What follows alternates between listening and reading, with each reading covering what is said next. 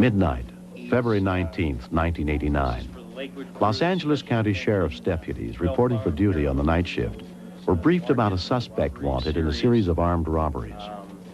Suspect is a male white in his 20s, and he has a split lower lip. The weapon is a handgun.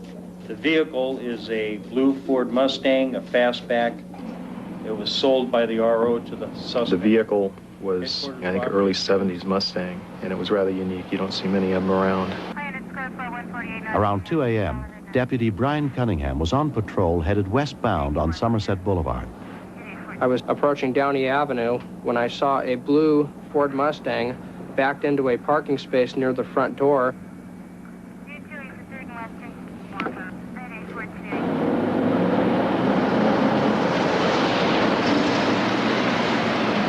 I recognized that that was possibly the vehicle in the watch briefing.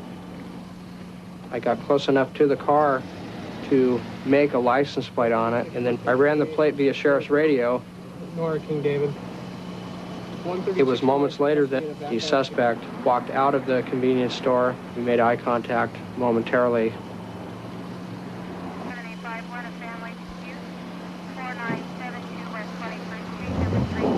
But the plates could not be confirmed.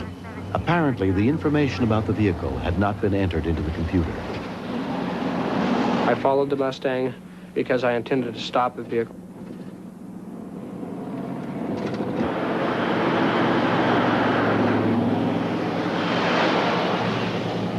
I initiated a traffic stop. 136 boy, where am I? Suspicious vehicle. I'm making a traffic stop on Somerset Boulevard East of... I left a little more room between the suspect's vehicle and my radio car than I normally would on any given traffic stop.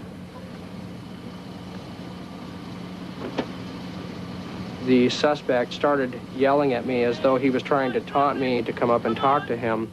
I saw that he had a scar on his lower lip, which was consistent with the watch briefing that we had been given. He sped off from the traffic stop.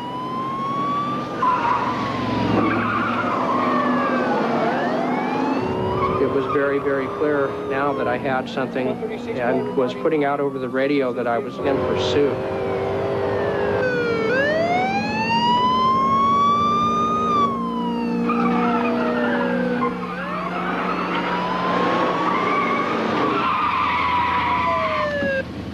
Terminated on Hayter south of Somerset. Get in the house!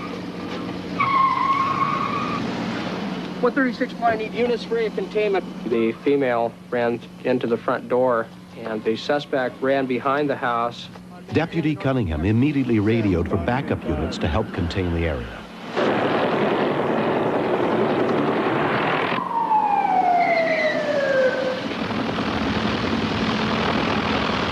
More than 20 members of the Sheriff's Department converged on the scene under the direction of Sergeant Bob Crew. I responded to the location. By the time I got there, they'd already had a containment set up. They had a helicopter overhead, keeping the whole area under surveillance. Because it was a rather large area, it would be almost impossible to search it on foot, so we elected to use a canine unit. Deputy Phil Geisler and his canine partner, Arco, had been working together for almost 2.5 years. Arco had been specially trained in Holland to assist and protect officers involved in dangerous searches. Their senses are about 1,200 times as powerful as our sense of smell. They're able to distinguish many odors. As it's been put, that if there was a bowl of vegetable soup there, they can pick out each vegetable.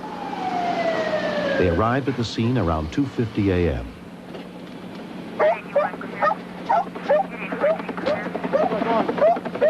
We had a pursuit.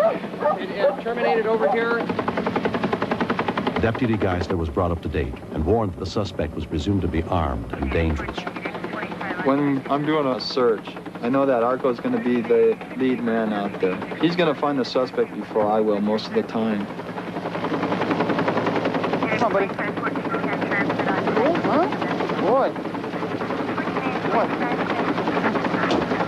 What the the layout look like in the backyard there? Okay, we're going to go ahead and deploy ARCO, and we're going to begin our search. In a canine search, what we do is we allow the handler and the dog to go first, and 1 or 2 deputies will follow to provide backup if he does find a suspect.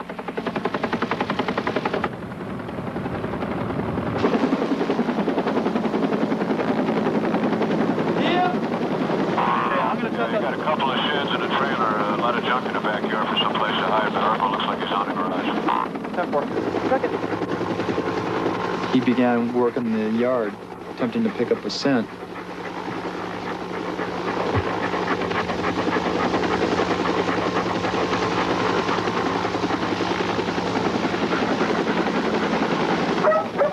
To me, that was an indication that there's somebody inside the garage area. I can see Arco is still barking at the garage door. The guy's in there.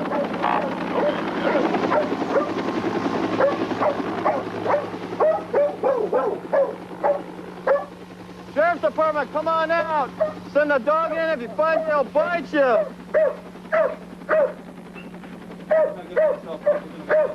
Ryan, I'm going to open up the garage door on this side. I want you to cover me. We positioned ourselves next to the garage, and Deputy Geisler opened the garage door. Cover me, Brian. We were in a bad position.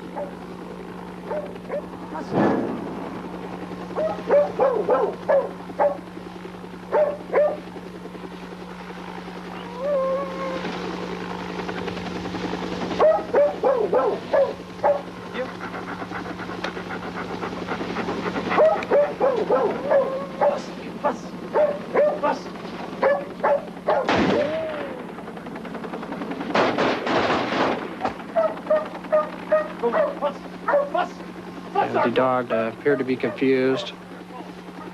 Deputy Geisler was trying to order the dog away from me, and he was having a lot of trouble getting the dog to respond to his commands. I mean, he's not going in.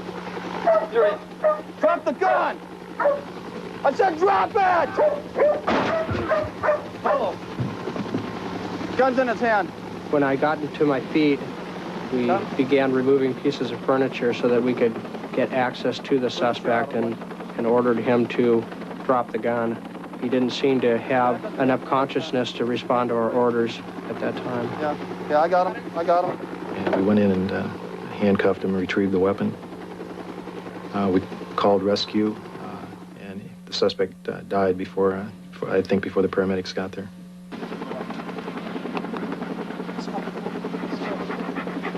Later on, I found out a lot about the suspect.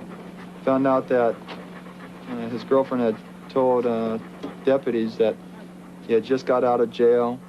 He wasn't going to go back. He told her, "Yeah, I'm going to shoot it out with the cops. I'm not going to go back."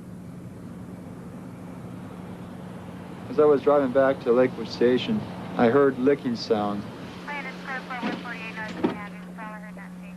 So when I opened up the back door, he kept on licking, and then as he turned his head and looked towards me, I saw that there were what appeared to be 2 bullet wounds with blood on the side of his fur. Arco had been shot. It's okay, buddy.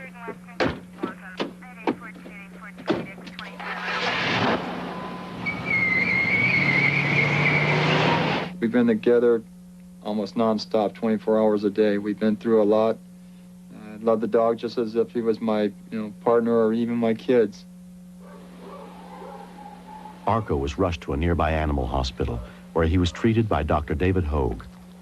He was a very lucky dog. He was easily within an inch of being dead in terms of the entry wounds, especially up in the shoulder area. They were very close to the carotid arteries in the neck region. If they had been towards the center of the body another inch, they would have entered the chest cavity. The bullet would have and probably done grave damage in the chest cavity also.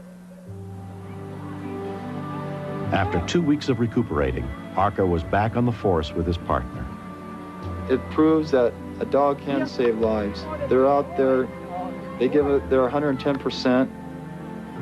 If it wasn't for Arco, I think that either another deputy or I wouldn't be here today to tell the story.